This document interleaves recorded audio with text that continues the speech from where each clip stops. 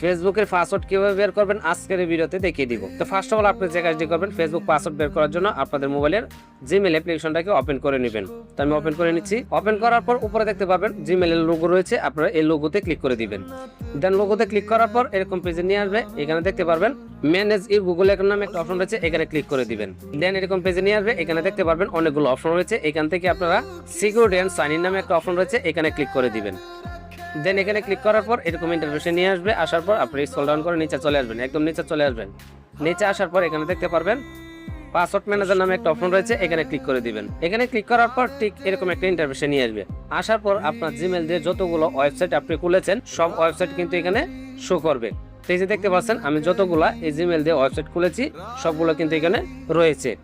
তো আপনি যে ওয়েবসাইটের পাসওয়ার্ডটা বের করতে চাচ্ছেন বা দেখতে চাচ্ছেন সেই ওয়েবসাইটের উপরে আপনারা ক্লিক করে দিবেন।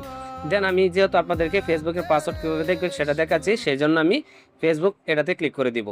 এটাতে ক্লিক করার পর দেন আপনার মোবাইলের পাসওয়ার্ডটা চাইবে, তো সেই পাসওয়ার্ডটা দিয়ে দিবে। পাসওয়ার্ডটা দেওয়ার পর ঠিক এরকম একটা ইন্টারফেসে নিয়ে আসবে। আসার পর এখান থেকে আপনি আপনার ফেসবুকের পাসওয়ার্ডটা দেখতে পারবেন। তো এখানে দেখতে পাচ্ছেন চোখের মতো একটা আইকন রয়েছে, এখানে যদি আপনারা ক্লিক করেন তাহলে আপনি আপনার ফেসবুক পাসওয়ার্ডটা দেখতে পারবেন।